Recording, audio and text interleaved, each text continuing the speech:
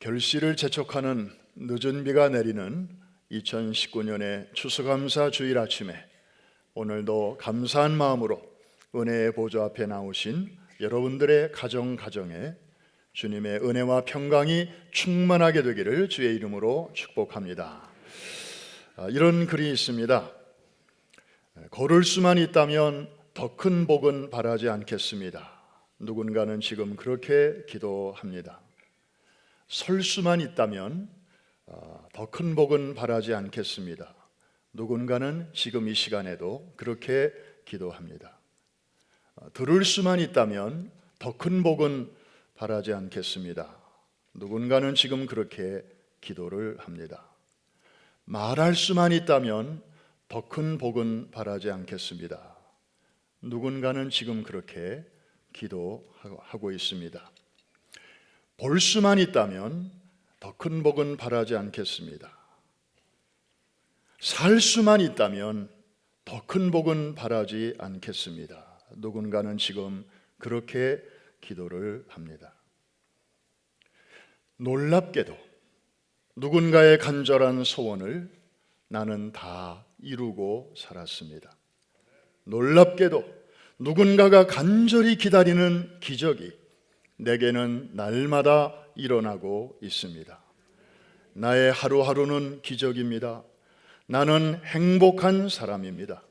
나는 진실로 행복한 사람입니다. 아멘이시죠?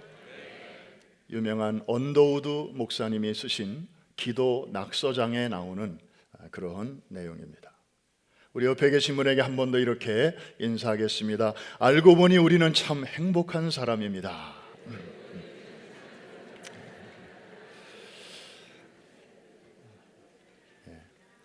교회적으로도 참 한 해를 돌아볼 때 감사할 일들이 참 많습니다. 제가 여러분들에게 보내는 편지에도 썼습니다마는 우선 작년 12월에 우리 교회 창립 기념주일에 맞추어서 시작된 노란 손수건 전도 축제를 통해서 작년에 300여 명의 이름이 작정이 되었고 그 중에 100여 명이 당일 예배에 참석해서 정말 탕구 하나님의 은혜와 사랑을 맛보아하게 되었습니다.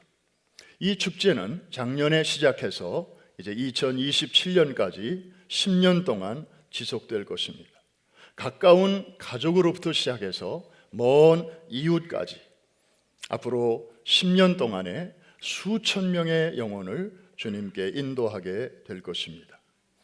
한 주간 동안 준비하셨던 그 영혼의 이름을 여러분들이 이제 쪽지에 쓰시고 이제 그 영혼들을 위해서 앞으로 남은 3주 동안 여러분들이 본격적으로 기도하기를 시작하실 텐데 우리 성경에 나와 있는 것처럼 다니엘이 기도를 시작할 즈음에 하나님의 응답이 하늘에서 출발한 것처럼 여러분이 누군가의 영혼을 품고 기도를 시작하는 그 순간부터 하나님의 좋은 응답이 하나님의 보호자를 출발하여 여러분을 향하게 될 줄로 믿습니다.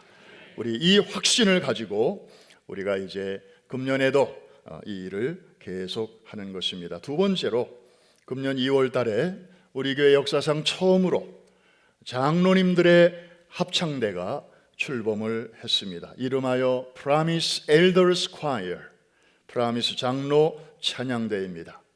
모든 성가대가 또 모든 찬양이 하나님 앞에 올려지는 아름다운 찬양이지만 특별히 평생을 교회를 기둥처럼 바치며 살아오신 우리 장로님들의 풍부한 인생의 경험과 그리고 깊은 신앙의 경륜에서 나오는 이 찬양은 듣는 사람들에게 참 특별한 울림이 있고 감동이 있고 또 은혜를 전해 주십니다. 그렇다고 생각이 되시는 분들만 아멘. 죄송한 것은 우리 장로님들이 연습 장소가 마땅치 않아요.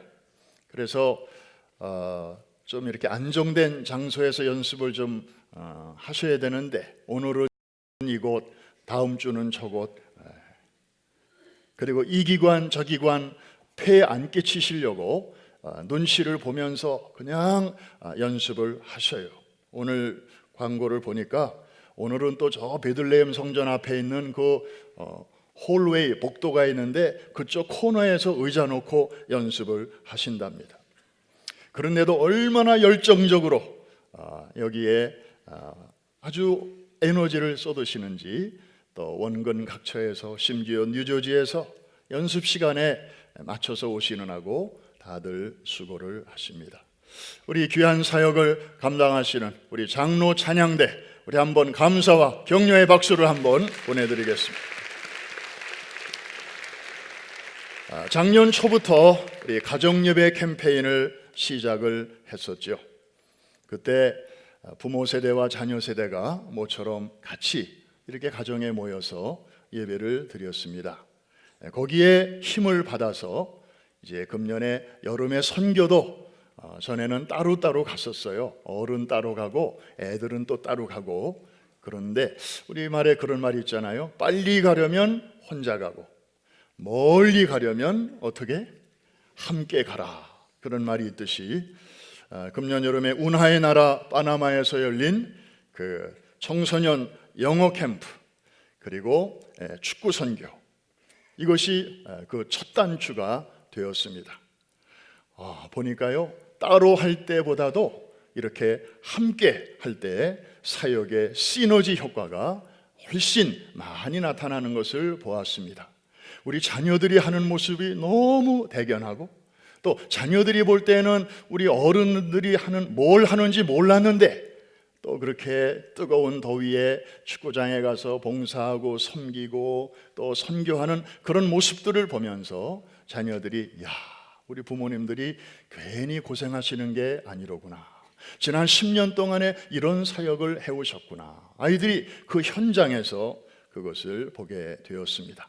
내년 7월에는 국제적인 휴양도시인 멕시코의 칸쿤에서 또 축구 선교와 영어 캠프가 열릴 예정인데, 아마 금년의 경험을 살려서 내년에는 더 알찬 인터제너레이셔널 다세대 선교가 펼쳐지게 될 줄로 믿습니다.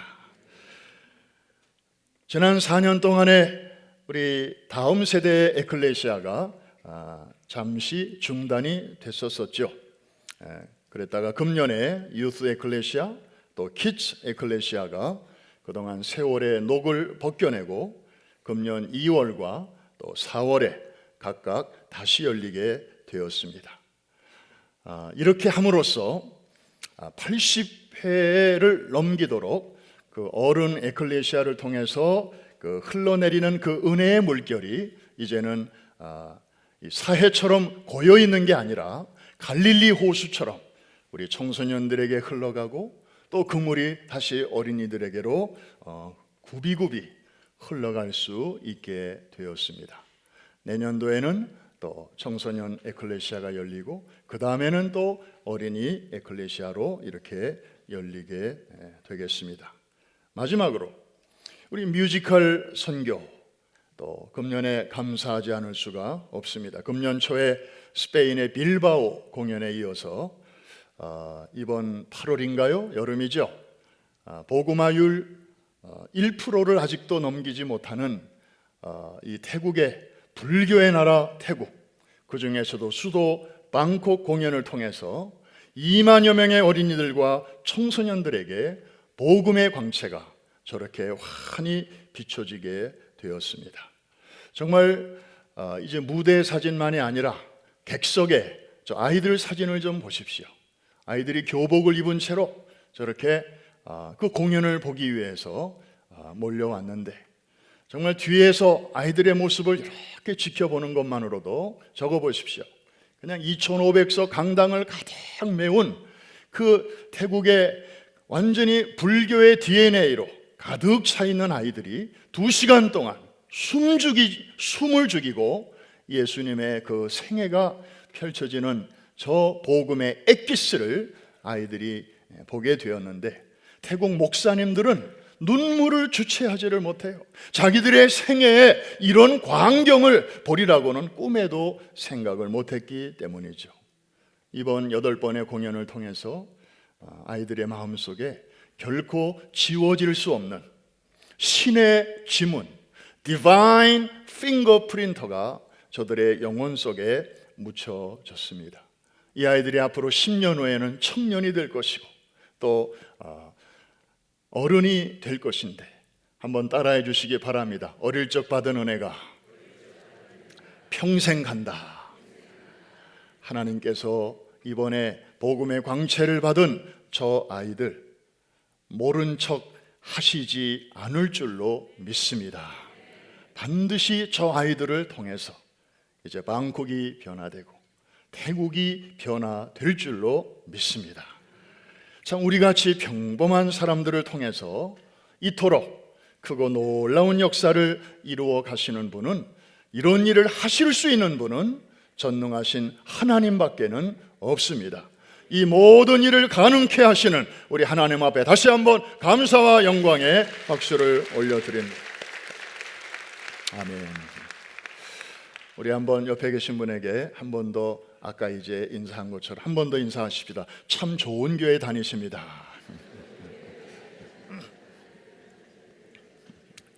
성도들의 가정을 방문하게 되면 맨 처음 눈에 딱 들어오는 게 있습니다.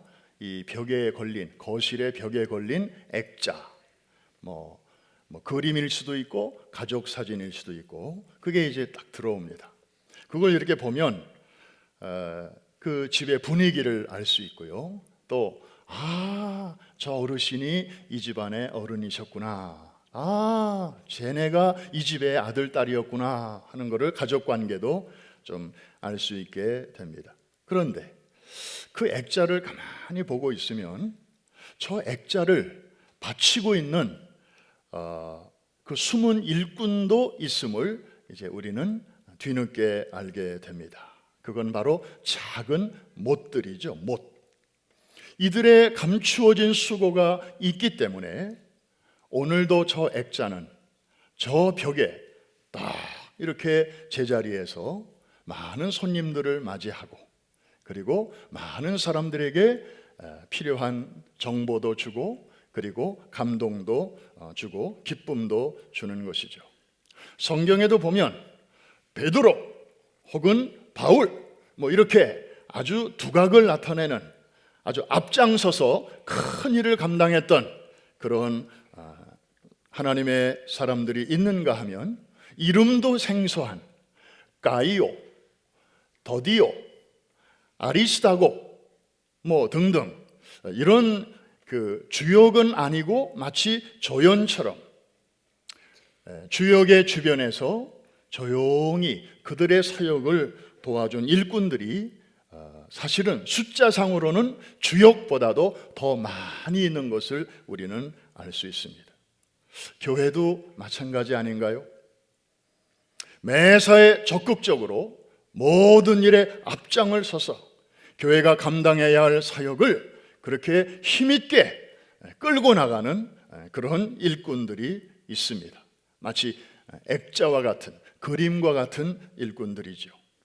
그런가 하면 똑같은 신앙, 똑같은 열정을 갖고 있는데 성품상 나는 앞에 나서는 거는 별로 원치 않아요. 그 대신 제가 뒤에서 잘 도와드릴게요. 그러면서 묵묵히 말없이 또 자기 할 일을 잘 감당하는 그런 일꾼들도 있습니다. 교회 안에는 어떤 일꾼이 필요할까요? 둘 다 필요합니다. 그래서 그림과 같은 일꾼이 많을수록 그 교회, 그 교구, 그 목장은 추진력이 있습니다. 아주 척척 일을 잘 해나가죠. 반면에 못과 같은 일꾼이 많을수록에 그 공동체는 저력이 있습니다. 웬만한 일에 흔들리지 않습니다. 늘 그 자리를 딱 지키면서 일꾼을 일꾼 되게 하고 주의 일을 주의 일 되게 하는 그런 저력 있는 일꾼들이 버티고 있기 때문입니다. 사랑하는 성도 여러분, 우리는 오늘 감사주일이지만 오늘 본문 속에서 사람들에게 별로 주목받지 못하면서도 알고 보면 하나님의 구원의 역사에서, 그리고 초대교회 역사에서, 그리고 신약 성경이 우리 손에 들려지기까지의 그 전례의 역사에서 없어서는 아니 되는 너무나 중요한 역할을 감당했던 한 자매를 만나게 됩니다. 그 자매의 이름은 베베입니다. 한번 따라 하십시다. 베베. 베이비가 아니고 한 번 더. 베베. 영어식 발음으로는 피비. 혹시 여러분 어린 자녀나 또 어린 손녀 이름 중에 피비라는 이름이 가끔 있을 것입니다. 너무 좋은 이름이에요.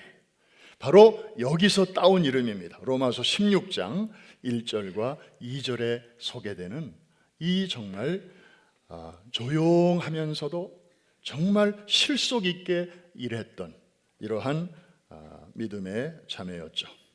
바울은 이제 로마에 있는 성도들에게 이 베베를 소개하면서 뭐라고 소개하고 있는지 우리 한번 1절 말씀을 한번 같이 보겠습니다. 시작. 내가 갱그레아 교회 일꾼으로 있는 우리 자매 베베를 교회의 일꾼이라고 소개하고 있습니다. 참고로 저 갱그레아는 어디인가? 고린도에서 조금 떨어진 바닷가에 위치한 아주 항구 도시는 아니고 그냥 어촌, 아주 자그마한 마을이에요. 지금 바울은 고린도에 있습니다. 선교 여행 중에 마침 겨울철이 이르렀기 때문에 지중해 겨울은 날씨가 추운 겨울이라기보다는 때 아닌 광풍이 예고 없이 불어오는 그런 계절이기 때문에 그때는 배가 안 떠요. 선장들이 바다에를 안 나가요. 왜? 유라굴로 같은 광풍을 언제 만날지 모르니까. 바다에서 잔뼈가 굵은 선장이나 선원들도 배를 안 띄우는 계절이 바로 지중해성 기후의 겨울이에요. 그래서 바울도 이제 더 빨리 복음을 들고 좀 더 많은 지역으로 가고 싶었지만 어쩔 수 없이 발이 묶였던 거죠. 고린도에서 3개월 동안 겨울을 나야 하기 때문에 그 틈을 이용해서 기록한 것이 바로 로마서 아니겠습니까?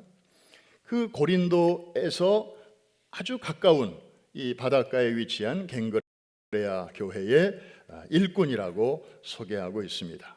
이 일꾼이라는 말은 우리 프라미스 교회 성도들은 상식적으로 다 알고 있는 내용이겠습니다만은 헬라어로 디아코노스라고 하는데 디아라는 말은 영어의 DIA, 다이아그램 할 때도 그 단어가 나오잖아요. 뭐를 이렇게 가로지른다, 뭐를 관통한다, 그런 뜻이고요. 그 다음에 코너스는 먼지입니다. 먼지.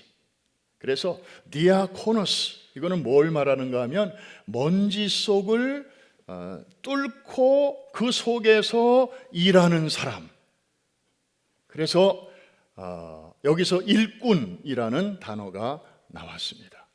영어의 deacon, 오늘날의 집사라는 말도 바로 이 단어에서 나온 것입니다. 그러니까 이 디아코노스, 일꾼이라는 말은 가만히 앉아서 팔짱 끼고 어이 저기 뭐가 있네, 저것 좀 저쪽으로 옮겨줘요. 어이 저기 뭐 쓰레기가 있네, 저것 좀 갖다 버려줘요.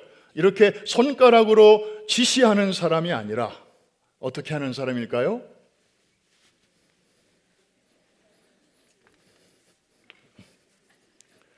자기가 손발을 걷어붙이고 그 속에 직접 들어가서 몸으로 뛰는 사람, 이게 일꾼이에요. 이해가 되시는 분들 아멘. 이게 오늘날 디큰, 집사가 된 것입니다. 그래서 이 일꾼은 먼지 속에서 항상 이렇게 일하다 보니까 머리 위에는 이렇게 허연 먼지가 늘 이렇게 머리카락 위에 있고요. 그 이마에는 그냥 땀방울이 송골송골 맺혀 있고, 또 손에는 그 아직 닦지를 못해서 일하던 채 그대로 막 기름도 묻어 있고, 그리고 막 그냥 여러 가지 시꺼먼 것들도 그냥 묻어 있는 이런 상태. 이게 바로 집사 직분의 정상적인 이미지인 것입니다. 땅 위의 성도, 땅 위의 일꾼은 뛰는 선수이지 아직은 관중석에 앉아서 어우 잘한다, 어이구 잘하네 하고 손뼉치고 응원하는 그런 구경꾼이 아닙니다. 여러분, 일꾼이 있고 구경꾼이 있지 않습니까? 뛰는 선수가 있고 구경하는 관중이 있지 않습니까? 우리 지상에 있는 성도의 실존적인 모습은 둘 중에 어느 쪽일까요? 아직은 일꾼입니다. 아직은 뛰어야 하는 선수입니다. 그럼 누가 관중석에 앉아 있을까요?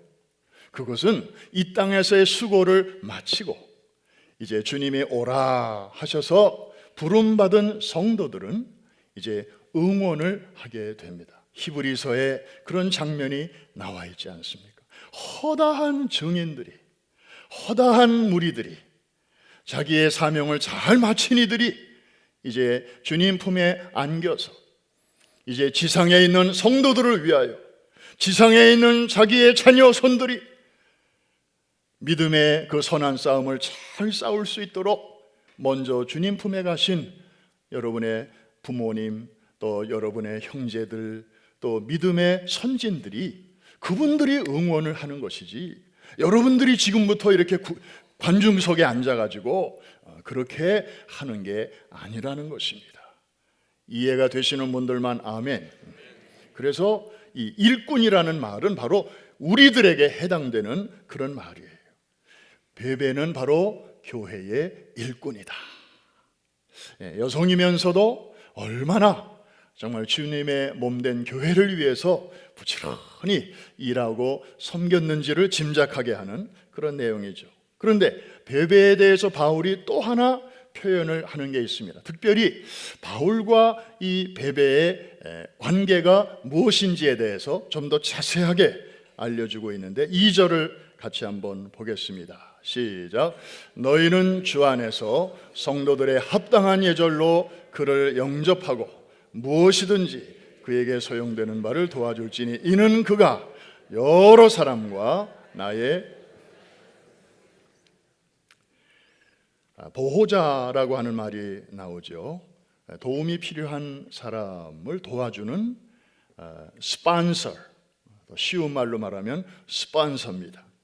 그리고 헬퍼, 뭔가 내 힘으로 안 되고 누군가의 도움이 필요한 때에 온 타임에 와서 그것을 도와주는 그런 사람이죠. 우리는 저런 표현을 통해서 이 베베라고 하는 여 집사님이 평소에 바울의 사역에 얼마나 물심양면으로 후원을 아끼지 않았는지를 알 수 있습니다. 뿐만 아니라 여러 사람과 나의 보호자가 되었다라는 저 표현을 통해서 바울만 도운 게 아니라 그 당시 교회 안팎에 있는 참 사정이 딱하고 어려운 사람들을 긍휼히 여기는 마음으로 도와주었음을 우리가 알 수 있습니다. 자, 이러한 사랑과 신뢰가 바탕이 되어서 어느 날 그녀에게 일생일대에 잊지 못할 특별하고도 결정적인 미션, 임무가 맡겨지게 되는데 그 일은 무엇이었습니까? 바울이 쓴 로마서를 이제 로마 교회로 전달하는 배달의 임무를 맡게 된 것입니다. 여러분, 그 당시 로마 제국의 우편 업무를 보면 공적인 서신은 나라에서 이렇게 맡았습니다. 그런데 사적인 서신을 위한 제도는 그 대단한 로마 제국에는 아직 없었습니다. 그래서 내가 누구에게 뭘 글로 써가지고 보내려고 하면 단 한 가지 방법밖에 없었는데 인편을 통해서 전달하는 방법밖에는 없었습니다. 그래서 바울은 자기가 3개월 동안 고린도에 머물면서 성령의 감동으로 쓴 이 편지를 이제 누군가를 통해서 전달할 수밖에 없었습니다. 그런데 여러분, 바울이 마지막 하였습니다. 너희에게 평강이 있기를 원하노라 하고 마지막 글씨까지 써서 얼마나 후련했겠습니까마는 바울에게 남은 숙제가 하나 있었으니 이 편지를 누구를 통하여 로마에게 전달할 것인가 하는 것이었습니다. 여러분 생각해 보십시오. 때는 지금으로부터 한 2000년 전 주후 1세기입니다. 바울이 썼다고 하는 편지는 이렇게 아주 컴팩트하게 잘 이렇게 부피가 작은 그런 편지가 아니었습니다. 그 양피지에다가 혹은 파피루스라고 하는 그런 종이에다가 쓴 것입니다. 부피가 어마어마했을 것입니다. 두루마리 형식으로 되었을 것입니다. 그리고 이것은 카피가 있는 게 아니고 이제 막 탈고가 끝난 오리지널입니다. 세계에서 하나밖에 없는 편지예요. 이거 누가 운반하다가 배달하다가 배달 사고라도 나면 이거는 big problem. 아무에게나 맡길 수 없는 그런 중차대한 일이었습니다. 누구에게 맡겨야 과연 가장 안심할 수 있을까? 가장 안전한가? 가장 확실한가? 이것이 바울의 고민이었습니다. 정말 그 사람에게 맡기면 다른 사람은 몰라도 틀림없이 잘 해낼 수 있을 거야 라는 그런 확신이 드는 사람에게라야 이 일을 맡길 수 있었을 것입니다. 여러분 일하다 보면 그런 느낌 많이 받으시죠? 사람은 많은데 일꾼이 없어요. 교구에도 교족부를 보면 사람은 많은데 새벽기도 당번 맡은 주간에 새벽기도 할 사람을 찾으려면 일꾼이 없어요. 그래서 교구장님들이 그 모임 때마다 그런 애로를 많이 이렇게 털어놔요. 아니 우리 교구 안에 수백 명이 있는데 집사만 해도 수십 명이 있고 항존직들도 많은데 마땅히 1년에 한두 번 돌아오는 그 순서를 맡길 만한 사람이 그렇게 많지 않습니다. 그래서 제가 그랬습니다. 그분들에게 동의 구하지 말고 일단 명단 넣으라고. 그분들이 신앙으로 알아서 잘 할 거라고. 그냥 동의를 얻어가지고 하려니까 처음에는 전화를 받더니 생각해 볼게요. 그래서 그 다음날 전화했더니 그 다음부터 전화도 안 받는데 교구장에게 온 전화구나. 전화도 안 받는데 왜? 내용을 이미 알고 있으니까. 자, 비단 이런 문제만이 아니라 어느 시대나 마찬가지. 그러나 다행히도 바울은 결국 한 사람을 찾아냈습니다. 그리고 그 중차대한 일을 그에게 맡겼습니다. 그가 누굽니까? 바로 베베였습니다. 남성이 아닌 여성 집사님이었습니다. 여러분, 이 고린도에서부터 로마까지 이제 이 편지 원본을 가지고 이제 배달을 해야만 했는데 이 거리가 옆집 마실 가는 정도의 거리는 아니었을 것입니다. 그래서 한번 지도로 한번 확인해 볼까요? 얼마나 거리가 되는지. 눈 있는 자는 볼지어다. 오른쪽 하단에 거기가 출발지입니다. 바울이 3개월 동안 겨울을 나기 위해서 머물면서 로마서를 막 썼던 바로 그 장소 고린도. 그리고 왼쪽 상단에 나오는 거기가 종착지 로마입니다. 자, 출발지는 그리스라는 나라고 종착지는 이탈리아라고 하는 또 다른 나라입니다. 이 여행이 국내 여행이 아니고 해외 여행입니다. 그리고 직선 거리로만 따져도 755마일 정도 되는 거리. 그리고 그 중간에 육지 길도 있지만 바닷길도 저렇게 몇 군데 바다를 건너야 되었습니다. 배를 타고 며칠씩 가야 하는, 지도상으로니까 저렇게 작게 보이지만 실제로 저 거리를 가려면 얼마나 많은 산을 넘어야 하고, 그리고 얼마나 먼 바닷길을 가야 했겠는지. 여자의 몸으로, 물론 뭐 혼자 갔겠습니까?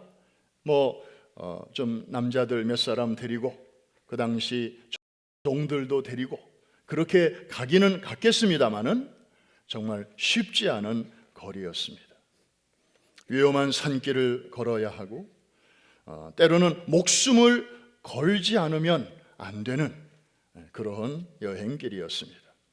그런데 결론부터 말씀드리면 이 베베 집사님은 바울의 기대에 어긋났을까요? 아니면 어긋나지 않고 해냈을까요? 저는 어려운 거 안 물어봅니다. 거의 확실한 것만 물어봅니다. 어긋났으면 무슨 일이 생겼을까요? 로마서가 제대로 전달이 안 됐을 것이고, 또 그 로마서가 우리 손에까지 들려오는 과정이 훨씬 더 늦어지고 많은 문제가 생겼을 것입니다.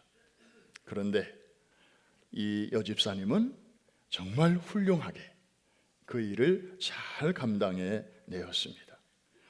모든 믿는 자에게 구원을 주시는 이 피 묻은 복음, 사랑의 복음, 능력의 복음이 담겨져 있는 이 편지를 로마 교회에 전달하는 그 첫 번째 러너, 마치 릴레이 경주로 말하면 여러 사람들이 막 이어서 뛰는데 그 첫 번째 스타트를 너무나 잘 해주고 바톤을 넘겨줬기 때문에, 그 다음에 이 로마서라는 복음이 이제 로마에서 콘스탄티노플로, 콘스탄티노플에서 유럽으로, 유럽에서 신대륙 미국으로, 그리고 미국에서 아시아로까지 계속 주자가 바뀌면서 끊임없이 이어져 오면서 오늘날 우리의 손에까지 로마서가 들려지게 된 줄로 믿습니다.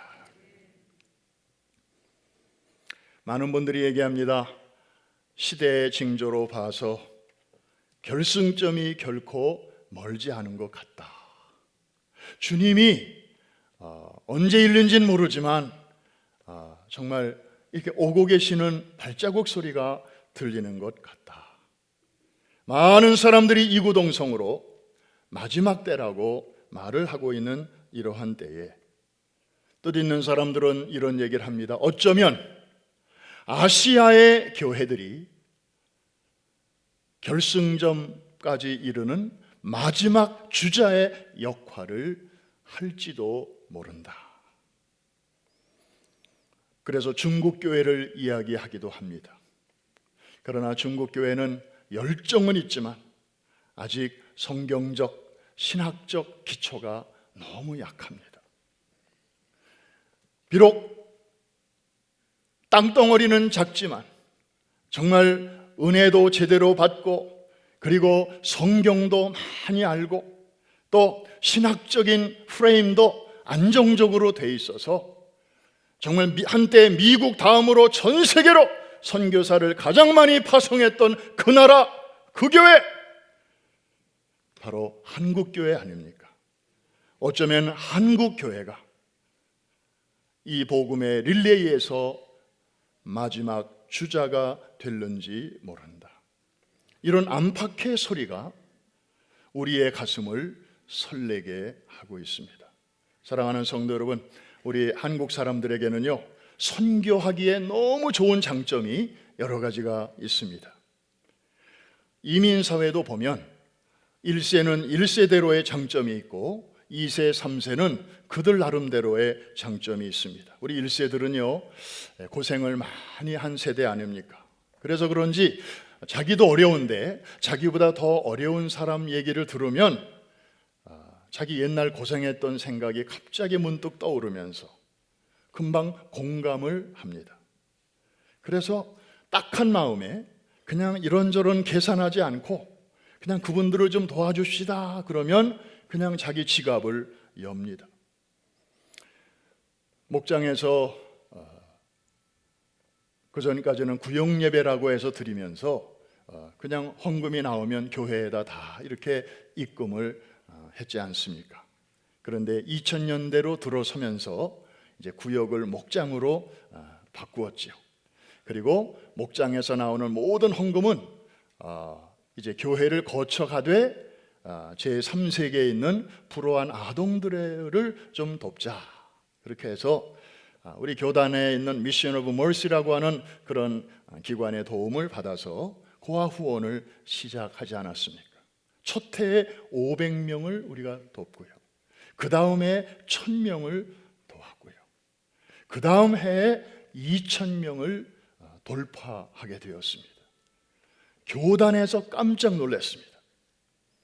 미 하나님의 성의 교단에서 보니까 아니 출석 교인 수가 우리 교회보다 훨씬 많은 미국 교회들이 얼마든지 많은데 이렇게 불우 아동 후원을 시작한 지 얼마 안 되는 교회가 한 교회가 이렇게 2000명 이상을 후원하는 교회는 처음 봤다는 것입니다. 그래서 그 당시 미션 오브 머시의 총재로 계셨던 마 플로엔 목사님이 오셔가지고 그 당시 기억자로 된 우리 교회당에서 그때 오셔가지고 기념패, 감사패를 우리 원로 목사님에게 증정했던 그 모습이 지금도 오래되신 분들은 기억이 날 것입니다. 이게 우리 한국 사람들의 정서입니다. 더 못 도와줘서 오히려 안쓰러워합니다. 이게 우리 1세 부모들의 마인드셋입니다. 반면에 그런 고생을 거친 세대가 아닌 젊은이들과 또 2세, 3세들은 비록 그런 어려움을 몸으로 겪지는 않았지만 잘 아시는 대로 컴퓨터나 인터넷을 아주 자유자재로 잘합니다. 그래서 바깥 세상이 어떻게 변화하고 있는가에 대해서 정보가 아주 빠릅니다. 그리고 일 처리를 아주 과학적이고 합리적으로 처리합니다. 그 어른들이 10시간 할 거를 젊은이들은 한두 시간이면 다 끝내버립니다. 각자 분담을 착 해가지고 너 이거 해, 난 이거 할게 해가지고 그 업무와 책임을 딱 나누어서 그냥 한꺼번에 착 하고 남은 시간 커피 마시러 갑니다. 모든 일에 여유가 있습니다. 그래서 우리 부모 세대에 그 아주 정이 많고 그냥 누군가를 이렇게 불쌍히 여기는 그런 마음, 이 하이 터치 정신과 우리 자녀 세대에 아주 과학적이고 합리적으로 일을 처리하는 하이테크의 정신이 이 두 가지가 합쳐지면, 그래서 선교의 현장에 활용될 수 있다면 엄청난 선교의 시너지가 일어나게 될 줄로 믿습니다. 우리는 이번 여름에 그것을 보았습니다. 내년 여름에 더 아름다운 모습을 우리가 보게 될 것입니다. 그러므로 사랑하는 성도 여러분, 오늘 이 설교의 주제가 이제 헬퍼십입니다. 우리말로 말하면 동역자죠. 우리는 그동안에 리더십 얘기 많이 들었습니다. 그리고 그 다음에는 리더십도 중요하지만 팔로워십도 중요하다. 그런데 요즘 나오는 이야기가 이제 헬퍼십이라는 단어가 새롭게 나오고 있습니다. 어느 모임이나 리더는 소수나 주변에서 돕는 사람들, 헬퍼는 여럿인데 이 헬퍼가 참 중요하다는 거죠. 아무리 리더가 훌륭해도 헬퍼가 없이는 그 일을 해낼 수가 없다는 측면. 그래서 이 동역자는 어느 시대나 또 어디에서나 참 중요한데 우리 자라나는 우리 자녀들을 보는 시각도 우리가 달라져야 합니다. 알고 보니 우리 자녀들은 우리가 집에서 보면 늘 어리고 미숙하고 또 좀 성장해야 되고 성숙해야 되는 그런 대상으로만 보지만 하나님 나라에서는 하나님은 꼭 어른들만 쓰시는 게 아니더라고요. 어린 사무엘도 부르시고 할렐루야, 청소년 다윗도 부르셔서 어른들이 골리앗 앞에서 쩔쩔매고 있을 때 하나님께서는 다윗을 통하여 문제를 해결하셨잖아요. 할렐루야. 그리고 나만 장군이 모든 걸 가졌으면서도 자기 몸의 질병의 문제를 해결하지 못하고 있을 때 하나님께서는 이스라엘에서 포로로 끌어온 어린 소녀를 통해서 그의 치유의 결정적인 정보를 얻게 하시지 않았습니까? 어느 어른도 할 수 없었던 일을 하나님께서는 이렇게 때로는 어린이도 쓰시고 청소년도 쓰시는 것이 바로 하나님의 나라인 줄로 믿습니다. 그러므로 우리가 하나님의 시각으로 다음 세대를 볼 필요가 있습니다. 쟤들은 항상 어리고 미숙하고 문제 일으키고 기다려줘야 되고, 애들이 문제 일으키면 어른들은 가서 문제 해결해줘야 되고, 그런 등식으로만 보지 말고 한번 따라합시다. 쟤들도 엄연히 우리의 동역자다. 쟤들도 엄연히 하나님의 일꾼이다. 아멘입니까? 예. 그래서 지금 이 시간에도 우리의 동역자들이 교육관에서 예배를 드리면서 하나님의 시간을 기다리는 거 아니겠습니까? 제가 작년 1월 첫째 주일에 담임 목사로 취임을 했습니다. 아무리 생각해도 아무리 준비해도 늘 부족하고, 그럼에도 불구하고 항상 미래는 내가 그것을 맞이할 준비가 채 되기도 전에 현재로 쑥 들어오는 경향이 있더라고요.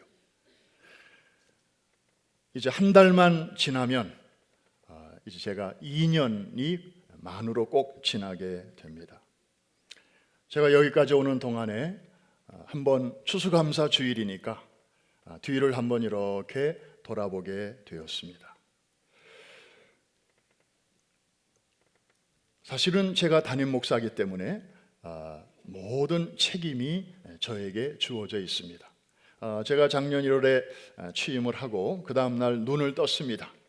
그리고 교회에 출근을 했습니다. Same church, same member. 그리고 동쪽에서 떠오르는 태양이 뭐 특별한 줄 알았더니 same sun. 뭐 달라진 게 하나도 없어요. 그런데 확실하게 달라진 거 하나가 있음을 발견하게 되었습니다. 그것은 sense of responsibility. 전에는 교회 안에서 무슨 일이 이렇게 일어나면 좋은 일이든 힘든 일이든 어린아이든 아니면 노인이든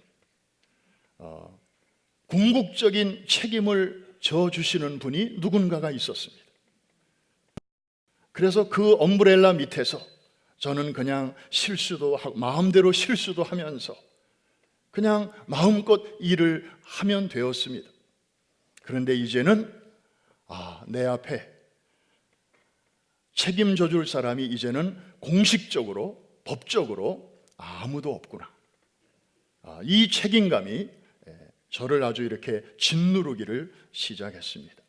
그런데 지나온 1년 11개월을 돌이켜 볼 때에 참 너무 감사한 게 많았습니다. 제가 다 해야 되는데 할 수가 없으니까 하나님께서는 제 주변에 아주 훌륭한 부교역자들을 보내주시고 또 우리 교육부 사역자들을 보내주셔서 제가 사실은 다 챙겨야 되는데 저의 오른팔, 왼팔, 오른발, 왼발이 되어서 저를 협력해 주셨습니다. 뿐만 아니라 신학을 하신 분들도 아닌데 뭐 하나님이 콜링을 하신 것도 아닌데 목자의 심정으로 저를 대신해서 저의 익스텐션이 되어서 각 교구를 살펴주시는 고마운 동역자들이 또 계신 것을 제가 보게 되었습니다. 그분들이 바로 교구장, 부교구장, 또 목자, 예비 목자, 그리고 그 중간에 순장, 또 신방을 위해서 수고하시는 여러 권사님들, 정말 저에게 없어서는 아니 되는 참 고마운 동역자들입니다. 금년에 유난히 장례가 많았지요. 장례가 치러지면 이제 여러 기관들이 내일처럼 와서 도와주십니다. 그런데 보통 첫날 저녁에는 그래도 사람들이 많이 오세요. 문제는 항상 그 다음날 아침입니다. 소위 발인 예배를 드릴 때 되면 어제 저녁에 오셨던 분들은 거의 오실 수가 없습니다. 아침에 출근을 해야 되고 가게 문을 열어야 되기 때문에. 그래서 이 발인 예배가 되면 늘 긴장합니다. 왜? 관을 들고 나가려면 최소한 6명이 있어야 돼요. 그런데 4명까지는 됐는데 2명이 없다. 그럴 때는 정말 유족들 몰래 준비하시는 분들은 발을 동동동동 구르게 됩니다. 그런데 그렇게 많은 장례를 치르면서도 지금까지 큰 문제 없이 지나온 것은 부족할 줄로 알았는데 어디선가 또 하나님이 다 이렇게 채워주시는데 뜻하지 않은 분들이 이렇게 와서 흰 장갑 끼고 6명이 다 이렇게 되도록 채워주시는 그 운구위원들이 매번 있었다는 사실입니다. 어떤 분은 직전에 자기 부모님 장례가 있었을 때 교회에서 많은 분들이 오셔서 이렇게 도와주신 게 너무 고마워서 이제는 다른 분의 장례가 일어났을 때 나도 좀 가서 도와야 되겠다. 그래서 혜성같이 나타나서 또 이렇게 천사같이 도와주는 그런 손길들이 또 때마다 일마다 있기 때문에 잘 진행이 될 수가 있었습니다. 교회 안에 수많은 기관이 있고 정말 눈에 보이는 곳에서 일하시는 분들이 참 많습니다. 우리 성가대가 그렇고 또 우리 찬양팀이 그렇고 그러나 직책상 별로 사람의 눈에 띄지 않는 곳에서 1년 내내 일하시는 분들도 또 많이 있습니다. 토요일부터 나와서 주일 음식을 준비하는 그런 식당 관계팀들, 또 4층에 있는 의료실, 그리고 4층에 있는 중보 기도실. 지금 저 2층에 뒤편에 유리창 너머에 우리 그 음향실이 있습니다마는 거기에 방송실 안에는 음향, 영상, 조명, 그리고 자막, 그리고 또 빠뜨릴 수 없는 게 통역팀이 이렇게 매주일 수고를 하고 있습니다. 저분들은 얼굴 없이 봉사하는 분들입니다. 제가 앞에서 봐도 지금 얼굴이 안 보여요. 1년 내내 그냥 저렇게 못처럼 그림을 떠받치는 그런 분들입니다. 교육부의 우리 패스터들과 100여 명의 교사들 다 훌륭한 동역자들입니다. 그리고 결코 빼놓아서는 안 될 분이 또 한 분 제게는 있습니다. 제가 이분에게는 한 번도 동역자라는 표현을 써본 일은 없습니다마는 바로 우리 원로 목사님. 지난 작년 1월 초에 정말 온 교회만이 아니라 뉴욕 교계와 미주 교계와 또 한인 교계의 축하와 축복 속에서 명예롭게 은퇴식을 가지셨습니다. 제가 원로 목사님의 입장이었다면 정말 아휴 이제 이 무거운 짐을 내가 드디어 벗는구나. 그래서 아마 그 다음 주일부터 야 이제는 설교 안 해도 되고 야 정말 이제는 긴장 안 해도 되고 이제 정말 my life 그동안에는 his life, church life 그러나 이제부터는 my life를 좀 찾아야 되겠다. 저 같으면 그랬을 것입니다. 우리 장로님들과 여러 차례 의논한 끝에 그 은퇴하시는 날 또 한 번 부탁을 드렸습니다. 목사님 비록 은퇴는 하시지만 아직 건강하시니까, 또 제가 맡은 일이 너무 많으니까 목사님이야 잘 감당하셨지만 저는 또 김 목사님이 아니니까 좀 몇 가지 도와주시면 감사하겠습니다. 첫 번째, 414 윈도우 선교. 이거 10년 전에 목사님이 받으신 비전이지만 이제 이 비전이 교회를 통하여 전 세계로 퍼지다 보니까 이제는 이 비전이 개인의 비전이 아니고 교회의 비전이 되었습니다.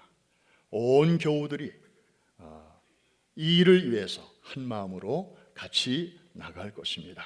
목사님이 시작하신 일이니 은퇴 이후에도 계속해서 이 일을 좀 도와주시기를 바랍니다. 부탁을 드렸습니다. 두 번째로는 시니어들이 걸렸습니다. 우리 연세 많으신 권사님들, 집사님들, 우리 원로 목사님과 함께 거의 40년을 같이 한솥밥을 먹으면서 신앙생활을 해오신 분들입니다. 목사님 하루아침에 시야에서 사라지면 우리 권사님들 너무 서운하시고 정말 갑자기 엄마 아빠가 어디로 떠난 아이들처럼. 그래서 우리 시니어들 1년에 몇 차례 소풍 가시고 또 좀 이렇게 여행 가시고 또 세미나 하고 그럴 때 우리 목사님이 좀 같이 이렇게 계시어 주십시오. 그리고 마지막 하나 더 부탁드린 게 있습니다. 목사님은 우리 프라미스 교회만의 목사님이 아니셨고 이미 전 세계적으로 알려진 리더요, 또 선교의 전략가이시기 때문에 계속해서 활동을 하실 텐데 한 달에 한 번 혹은 2달에 한 번이라도 퀸즈에 오시고 또 뉴저지에도 오셔서 바깥의 이야기도 좀 해주시고 또 우리 교인들 격려해 주시고 축복해 주십시오. 이렇게 세 가지를 참 죄송하지만 그렇게 부탁을 드렸습니다. 사실은 좀 쉬게 해드려야 되는데 그런 부탁을 무거운 마음으로 드렸습니다. 그리고 지나온 1년 11개월을 돌이켜 보니까 너무 감사하게 또 잘 도와주셨습니다. 만일에 제가 담임 목사가 되었으니까 아까 말씀드렸던 414 윈도우 선교까지 직접 막 뛰고 또 시니어 뛰고 막 이렇게 모든 일들을 제가 첫 해부터 그렇게 맡아야만 했다면 우리 교회 안에 무슨 일이 생겼을까? 일단은 주일날 제 얼굴 보기가 참 여러분들 힘드셨을 것입니다.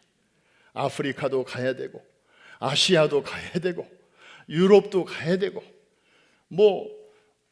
원로 목사님이 벌려놓으신 일 또 우리 프라미스 교회가 안 가면 또 일이 진행이 안 되도록 돼 있는 일들이 많으니까 아마 여러분들을 이렇게 강단에서 못 뵙는 날들이 훨씬 많았을 것입니다. 하나님께서 이렇게 교회 안에 우리 원로 목사님을 비롯해서 훌륭한 많은 동역자들을 부족한 저희 곁에 이렇게 보내주셔서 어떤 사람은 그림처럼 어떤 사람은 모처럼 이렇게 잘 감당을 해주시기 때문에 우리 교회가 평안한 가운데 여기까지 오게 된 줄로 믿습니다. 우리 옆에 계신 분에게 한번 인사하겠습니다. 그대는 귀한 동역자이십니다. 사랑하는 성도 여러분, 우리는 로마서를 지금까지 20여 번 이상 공부하면서 주로 바울에 대해서 공부했습니다마는 오늘은 이름도 생소한 베베 집사님에 대해서 상고했습니다. 저는 참 감사하게 우리 교회 바울과 같은 그런 귀한 일꾼들, 기둥과 같은 분들 많이 보내주시고 또 그분들을 통해서 교회가 이날까지 오게 하신 거 너무 감사합니다. 뿐만 아니라 베베와 같은 이런 조용하면서도 묵묵히 자기 자리를 지키면서 일을 감당하는 그런 일꾼들이 더 많이 있는 것을 하나님 앞에 감사하게 되었습니다. 여러분, 우리는 지금 항공모함에 있습니다. 유람선은 일하는 사람, 노는 사람 따로 있습니다. 그러나 항공모함에 일단 들어온 사람은 빈둥빈둥 노는 사람은 한 사람도 없습니다. 하나님, 제가 다른 거는 할 수 없지만 제가 작은 못의 역할만이라도 할 수 있기를 원합니다. 주님, 제게 주신 은사와 재능을 통해서 제가 뭔가 할 수 있는 일이 있지 않을까요? 여러분들 기도하십시오. 그래서 제2의 베베와 같은 우리 일꾼들이 많이 일어나고, 특별히 새로 오신 우리 새가족들 중에서도 이러한 일꾼들이 많이 일어나서 정말 주님의 마음을 얼음 냉수와 같이 시원케 해드리는, 그래서 하나님께는 영광이 되고 쓰임받는 여러분에게는 놀라운 행복이 넘치게 되기를 주의 이름으로 축원합니다. 축복합니다.